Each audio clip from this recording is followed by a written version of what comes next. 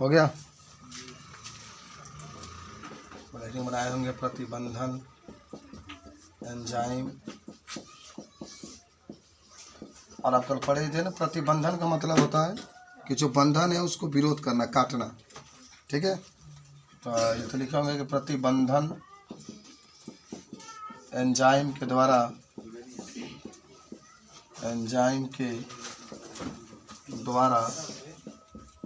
DNA को काटा जाता है।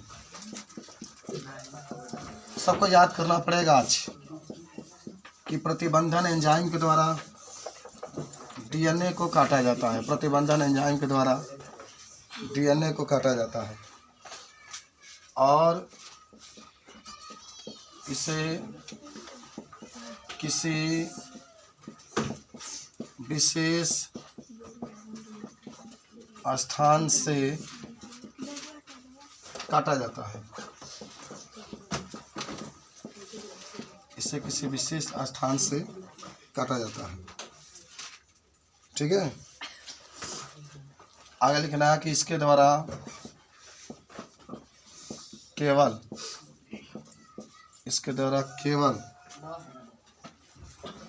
द्विसूत्री डीएनए को ही काटा जाता है। द्विसूत्री डीएनए को ही काटा जाता है। सबको याद होना चाहिए, डीएनए को काटने के लिए मैंने कल बताया था कि अगर मेरा हृदय निकाल कर कोई दूसरा हृदय लगाना है तो काटना बहुत ज़रूरी है। ठीक है, विशेष स्थानों से काटा जाता है। अच्छा, इसको लिख लेना कि इसे आणविक कैंची या रासायनिक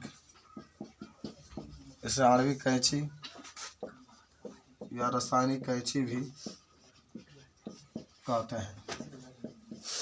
इसे आणविक कैंची या रासायनिक कैंची भी कहते हैं। और सर्वप्रथम इसको 1963 में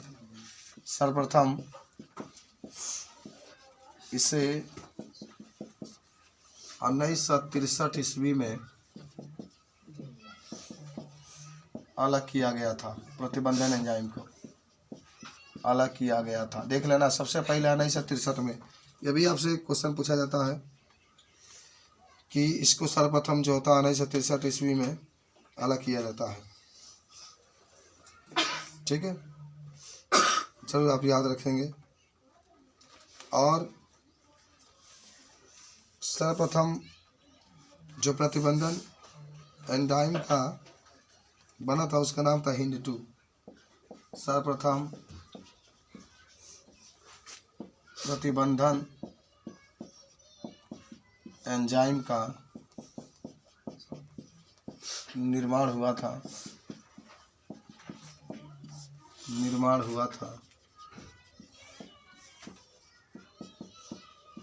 उसका नाम हिंड 2 है। उसका नाम हिंड 2 है। हिंड 2 फटाफट नोट कर लीजिए इसको, आता रहो बाहर। यही है प्रतिबंधन एंजाइम, जिसको आप डीएनए। अच्छा, द्विरज्जु का मतलब जानते हैं ना? इस तरीके से डीएनए आप पढ़े थे ना, इस तरीके से 2 रज्जु के रूप में पाया जाता है। इसीलिए डीएनए जो होता है द्विरज्जु होता है। तो माने इसके द्वारा हमेशा जो द्विरज्जु होता है ना उसी को काटा जाता है। एक रज्जु को आप कभी नहीं काटेंगे। हमेशा काटने के लिए द्विरज्जु का ही प्रयोग किया जाता है। हमेशा याद रखना, हमेशा प्रतिबंधन एंजाइम के बारे में जो भी कोई पूछे तो बता सकते हैं। ठीक है,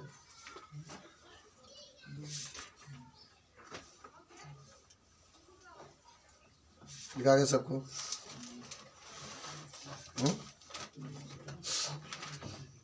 लिख लिया सब लोग?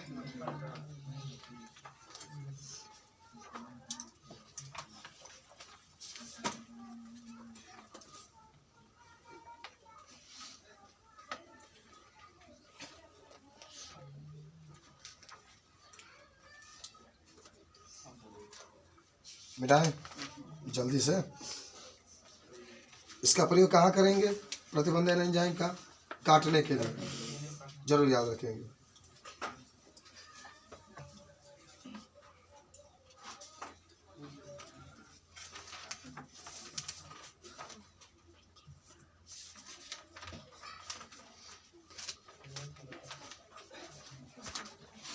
अब लिख लो प्रतिबंधन एंजाइम के।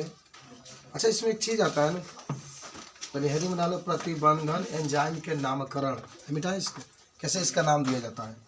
अच्छा देखो, यहाँ से क्वेश्चन जरूर पूछेगा कब इसको अलग किया गया था, कब ये अलग किया गया था। 1963 ईस्वी में प्रतिबंधन एंजाइम को सर्वप्रथम याद कर लो, 1963 ईस्वी में अलग किया गया था। सबसे पहला जो प्रतिबंधन एंजाइम बना था उसका नाम था हिंद 2, उसका नाम था हिंद 2। ये इसको भी याद रखेंगे कि सर्वप्रथम जो प्रतिबंधन एंजाइम बना था उसका नाम है हिंद 2। सर्वप्रथम जो प्रतिबंधन एंजाइम बना था उसका नाम है हिंद 2। ठीक है। प्रतिबंधन एंजाइम का एक और नाम होता है आणविक कैंची। देख रहे हैं यहाँ पर, आणविक कैंची, या इसी को हम लोग कहते हैं रासायनिक कैंची या चाकू भी कह सकते हैं इसको। आता है किस एंजाइम को रासायनिक चाकू या कैंची कहते हैं, तो प्रतिबंधन एंजाइम को। ठीक है, बात समझ में आई। मिटा रहे हैं अब इसको। चलिए अब लिखिएगा प्रतिबंधन एंजाइम के नामकरण, कैसे इसका नामकरण होता है। देखिए, एक लड़का पूछा भी था कल, 11 का बच्चा था, कहा कि सर प्रतिबंधन एंजाइम का नामकरण क्या होता है। प्रतिबंधन एंजाइम का नामकरण। अच्छा एक चीज़ मुझे बताओ, सब लोग मिलकर बताओ, जो कोई भी जीव है उसका नामकरण 2 तरीके से होता है। एक उसका वंश होता है, एक उसका जात होता है। सबको याद होना चाहिए, एक वंश होता है और क्या होता है, जात होता है। तो अगर आपसे कोई पूछा कि प्रतिबंधन एंजाइम जो होता है उसका नामकरण आप कैसे करते हो, उसका नाम कैसे लिखा जाता है, तो थोड़ा सा मैं बता दूं कि प्रतिबंधन एंजाइम का नामकरण हेतु विशेष पद्धति का प्रयोग किया जाता है। जितने भी प्रतिबंधन एंजाइम है इसका नामकरण, इसका नाम लिखते समय विशेष विधि पद्धति का प्रयोग किया जाता है। इसका पहला अक्षर जीव के वंश तथा दूसरा या तीसरा अक्षर जात को दर्शाता है। जैसा हिंद है ना, हिंद, जैसा आप हिंद 2 लिखे थे ना, तो हिंद किसको दर्शाएगा, वंश को, और जो 2 है वो जात को दिखाएगा कि अगर हिंद है तो किस जात का है। ये ध्यान रखना। ठीक है। अब देखो, चौथा जो वर्ण होता है प्रभेद के प्रथम वर्ण को दर्शाता है, जबकि अंत का रोमन अंक जीवाणु यानी सूक्ष्म जीव से एक एंजाइम के पृथक्करण क्रम को इंगित करता है। ठीक है। उदाहरण के लिए तनी आपको समझा देता हूं, इसके बारे में लिख रखे हैं। इसे लिख दिया गया ECOR1 कहिए, आई कहिए, तो इसको आप पढ़ते हैं ना इसेरिकिया कोराई R1। तो देखो ई को हम लोग कहते हैं इसेरिचिया, ई को क्या कहेंगे हम लोग, इसेरिचिया। सब लोग याद करो, सब लोग याद करो, इसेरिचिया, इस चेरिचिया लिखा गया, इस चेरिचिया, ई को कहता है। ठीक है, ठीक है, सब लोग याद हो गया, कोई दिक्कत नहीं। सीओ को क्या कहते हैं, कोलाई, सीओ क्या कहते हैं, कोलाई, सीओ क्या कहते हैं, कोलाई, सीओ को कोलाई। आर को कहते हैं प्रभेद, प्रभेद आप पढ़े थे, याद करेंगे, 2 प्रकार के होते हैं, यस प्रभेद, आर प्रभेद। तो आर को हम लोग कहते हैं प्रभेद। और जो वन है, वन जो है ये तो अंक है, रोमन अंक का अंक है, वन जो होता है रोमन अंक का अंक है। और यह जो होता है ये दर्शाता है कि इसको माने किस एंजाइम के द्वारा किससे अलग किया, माने अलग करने की विधि को ये दर्शाता है। तो देखो अब इतने में जो पहला अक्षर देख रहे हो वंश को बता रहा है, दूसरा और तीसरा अक्षर जो देख रहे हैं वो जात, ये वाला पहला जो अक्षर है वंश को बता रहा है, और दूसरा और तीसरा किसको बता रहा है, जाति को बता रहा है। और ये जो है इसके प्रकार को बता रहा है, किस प्रकार का है, और ये किससे अलग किया गया है, अलग करने के विधि को बताता है। सीखे कि प्रतिबंधन एंजाइम में जो भी प्रयोग किए जाते हैं, जो भी जीव प्रयोग किए जाते हैं, उसका जो पहला अक्षर होता है वंश को बताता है, पहला अक्षर वंश को बताता है। दूसरा जो अक्षर होता है, दूसरा और तीसरा जात को बताता है, तीसरा जो होता है प्रकार के बताता है, जो पहला होता है वो अलग किया गया है, किससे अलग किया गया है इसके बारे में बताता है। सबको याद होना चाहिए, याद होगा। पहला किसको बताएगा? वंश के। अच्छा, होमो सेपियंस लिखते हैं ना, तो होमो किसको बताता है? वंश। सेपियंस किसका? जात। तो 3 को तो चला जाता है। 2 को मैंने पहला ही वंश हो गया, दूसरा जात, तीसरा प्रकार। किस प्रकार का है? यस प्रकार के कि आर प्रकार के। अच्छा, चौथा किस एंजाइम से अलग किया गया, इसके बारे में क्योंकि कई बार देखो क्या है ना कि एक बार आप जान गए प्रतिबंधन एंजाइम के बारे में, जाने हैं ना काम इसका क्या करता है, काटने का काम करता है ना डीएनए को। तो अगर काटने के लिए कौन कौन आप एंजाइम, उसमें उदाहरण पूछा कि एक आप एंजाइम बताइए, प्रतिबंधन एंजाइम के नाम बताइए जिसका प्रयोग हम लोग आणविक कैंची के रूप में करते हैं। तो इशरिकिया कोलाई R1 आप लिख सकते हैं। ई CO लिखा है ना, R1 लिख सकते हैं आप। उसके बाद से कोई पूछ देगा उदाहरण में कि आखिर इसका नामकरण कैसे देते हैं, तो पहले वंश लिखते हैं, सिंपल से वंश लिखते हैं, तब जात लिखते हैं, तो प्रकार लिखते हैं, तब अलग जिससे किया गया उसको लिखते हैं। अब एक चीज़ हम लोग लिख लेते हैं, लिखो प्रतिबंधन एंजाइम का नामकरण। प्रतिबंधन एंजाइम का नामकरण एक विशेष पद्धति के द्वारा किया जाता है।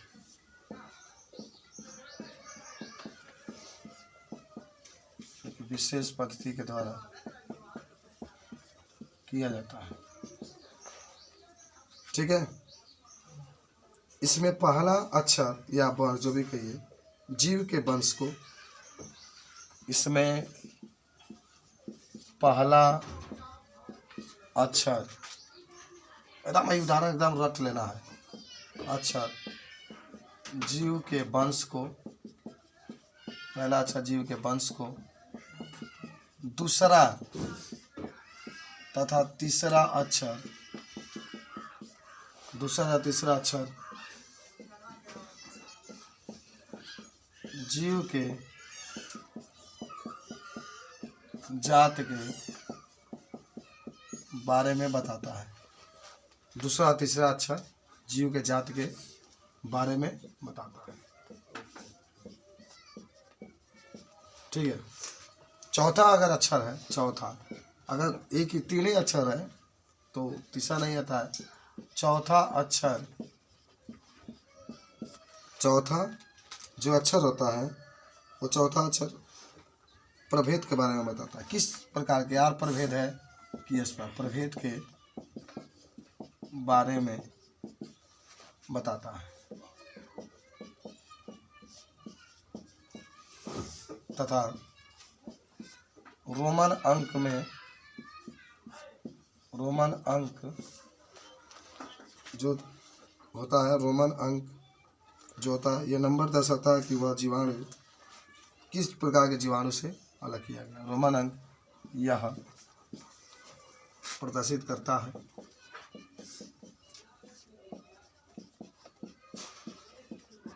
कि वह किस प्रकार के जीवाणु से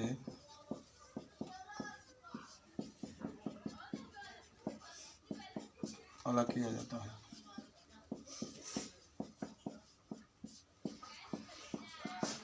तो किस प्रकार के जीवाणु से अलग किया जाता है। ठीक है, ये लिख देता है कि प्रतिबंधन एंजाइम को सर्वप्रथम अलग करने वाले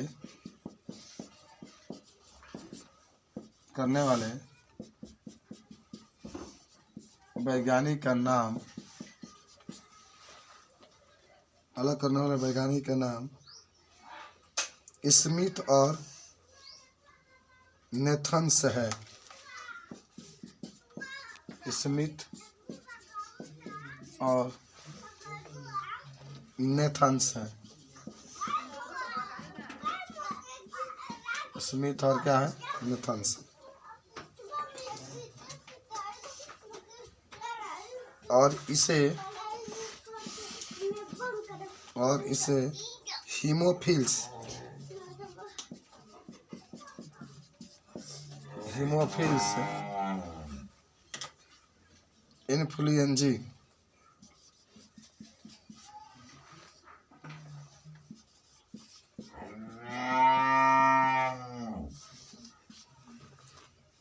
नामक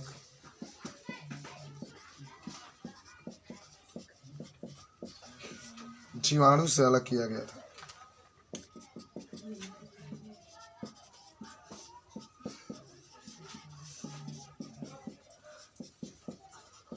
पहले तो आज इसको एकदम याद ही कर लेना है, प्रतिबंधन एंजाइम। स्मिथ और नेथन्स नामक वैज्ञानिक जो थे उन्हीं ने इसको अलग किया था और इसका नाम होगा देखो हीमोफिल्स इन्फ्लुएंजी नामक जीवाणु। देखो जिस जीवाणु से अलग किया गया था उसका नाम है हीमोफिल्स इन्फ्लुएंजी। हीमोफिल्स इन्फ्लुएंजी नामक जीवाणु से इसको अलग किया गया। सब लोग याद रखो, हीमोफिल्स इन्फ्लुएंजी नामक जीवाणु से उसको अलग किया गया। फटाक दे याद करो। क्या पंडित जी क्या हुआ बता सकते? प्रतिबंधन एंजाइम दो प्रकार का होता है। कौन कौन? तो लिख लेना, प्रतिबंधन एंजाइम दो प्रकार के होते हैं। दो प्रकार के होते हैं, ठीक है। जिसमें पहला होता है एक्सोन्यूक्लियेज, कहीं भूलना मत इसको। एक्सोन्यूक्लियेज, एंडोन्यूक्लियेज। पहला लिखो एक्सोन्यूक्लियेज,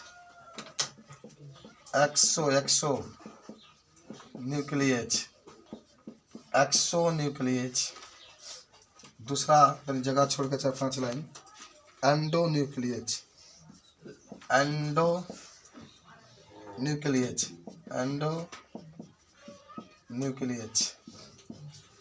एक हुआ एक्सोन्यूक्लियेज, एक हुआ एंडोन्यूक्लियेज। देखो पहले समझो, है क्या है बताइए तो ना, है क्या है? डीएनए है। डीएनए कैसे होता है? जो मैं बना रहा हूँ क्या है बताओ? यह हाइड्रोजन बंध से जुड़ा हुआ है। हाइड्रोजन बंध किससे किसके बीच में पाया जाता है? जो नाइट्रोजन क्षारक होता है एडेनिन और ग्वानिन के बीच में, एडेनिन और थायमिन के बीच में, ग्वानिन और साइटोसिन के बीच में। याद करो, ग्वानिन और साइटोसिन के बीच में ट्रिपल बॉन्ड और एडेनिन और थायमिन के बीच में डबल बॉन्ड पाया जाता है। खैर, और आपको ये भी चीज़ बताया गया था, सोचिए जरा, यहाँ 5 लिखते हैं तो इधर आ जाएगा 3 कुछ याद आ रहा है? अगर यहाँ 3 लिखते हैं तो ये आ जाएगा 5, उल्टा चलता है। तो मेरे कहने का मतलब है कि एक्सोन्यूक्लियेज एक प्रकार का हुआ ये प्रतिबंधन एंजाइम का ही भाग है, प्रतिबंधन एंजाइम के प्रकार है। तो अगर आपसे कोई कहेगा कि एक्सोन्यूक्लियेज क्या होता है तो अच्छा ही बताओ, ये दोनों डीएनए के रज्जुक देख रहे हैं, किससे मिलकर बने होता है? किससे मिलकर बने होता है? इसको क्या कहा जाता है? जो रज्जुक आप देख रहे हैं, सोच के बताओ क्या कहा जाता है? सोचो, न्यूक्लियोटाइड कहा जाता है। क्या कहा जाता है? न्यूक्लियोटाइड किससे मिलकर बना होता है? सोच के बताओ। न्यूक्लियोटाइड, ट्रिक है। टाइड का मतलब 3 होंगे। टाइड का मतलब 3, कौन? फास्फेट अणु, शर्करा और नाइट्रोजन क्षारक। सब में पाया जाता है, याद तो होगा आपको। फास्फेट अणु, शर्करा और नाइट्रोजन क्षारक, सबको याद रखो। फास्फेट अणु, नाइट्रोजन क्षारक और क्या होता है? शर्करा। हालांकि इसमें ये डीएनए है तो डीऑक्सीराइबोस शर्करा पाया जाता है। नाइट्रोजन क्षारक में adenine, guanine, thymine, cytosine. Phosphate में तो PO4 होता है। तो न्यूक्लियोटाइड भी हम आपको बताएं कि जो दोनों रज्जुक देख रहे हैं इसको हम लोग क्या कहा जाता है? न्यूक्लियोटाइड। सब लोग याद रखो मैं क्या बता रहा हूँ। इसको न्यूक्लियोटाइड, ये भी न्यूक्लियोटाइड है, ये भी न्यूक्लियोटाइड है। न्यूक्लियोटाइड किससे मिलकर बना होता है? तो नाइट्रोजन क्षारक, फास्फेट और शर्करा। अरे आपको याद है ना, मैंने आपको बताया था कि यहाँ P, यस, फिर P, फिर यस, फिर P, फिर यस, फिर P, फिर यस। इसके साथ T, इसके साथ G, इसके साथ C। ये T इस तरीके आपको बताया गया था। T है, क्या है? T है, जोड़ते चलो। यहाँ पर यस लगा लो, यहाँ पर P, ठीक है। और भी आप एक और बढ़ा सकते हैं इसमें। तो T है तो यस के साथ क्या जुड़ता है? याद है? इसके साथ भी ये जुटेगा। G है तो इसके साथ सी जुड़ेगा, तो यहाँ पर मान लीजिए ऐसा, तो इसके साथ जी जुड़ेगा इस तरीके से। तो देखो ये फास्फेट, ये शर्करा, ये नाइट्रोजन क्षारक एक मिला है, एक मिला है। तो आप एक अगर न्यूक्लियोटाइड लेते हैं तो उसमें हजारों की संख्या में होंगे। एक अगर रजुक लेते हैं तो ये वाला देखिए, एक मिला तो एक ये बना, फिर ये ऐसे तो हजारों है ना। तो इसका मतलब ये हुआ कि न्यूक्लियोटाइड किससे मिलकर बना होता है? फास्फेट, शर्करा और नाइट्रोजन क्षारक से। देखो उन्हें हार्ड नहीं है, लेकिन बस आपको समझना, दिमाग लगाना। ठीक है, ठीक है, चलो समझिए। तो देखो एक्सो का मतलब होता है बाहर। एक्सो का मतलब क्या होता है? बाहर। एंडो का मतलब, इंड का मतलब अंदर होता है, एक्स का मतलब होता है बाहर।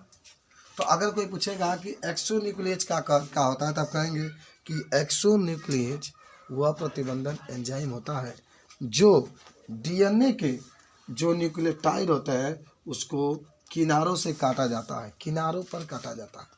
जैसे किनारे का मतलब ये देख रहे हैं ना, एकदम सबसे ऊपर वाला किनारे से क्या किया जाता है? इसको काटा जाता है। कहाँ से काटा जाएगा? किनारों से काटा जाएगा। कहाँ से काटा जाता है? किनारों से, सिरों से काटा जाता है। उसी कहते हैं हम लोग कौन सी? एक्सोन्यूक्लियेज। लिखो, प्राग लिखो, एक्सोन्यूक्लियेज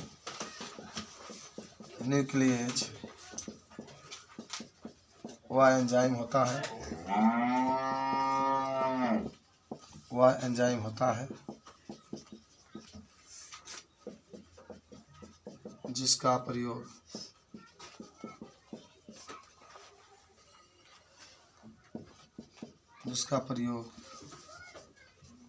डीएनए के रज्जु को सिरों से काटने पर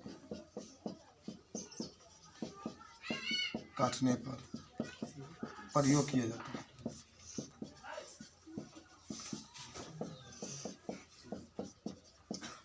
एंडोन्यूक्लियेज भाई अंदर काटा जाएगा ना, यहाँ से काटने का काम किया था, अंदर से एंडोन्यूक्लियेज लिख लेना। इसके इससे एंजाइम के द्वारा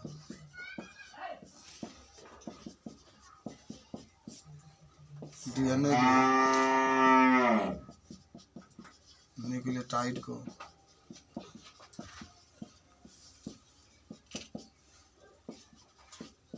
बीच में से काटा जाता है। बीच में से क्या किया जाता है? काटा जाता है। ये आपका होता है एंडोन्यूक्लियेज। नोट कर लो इसको।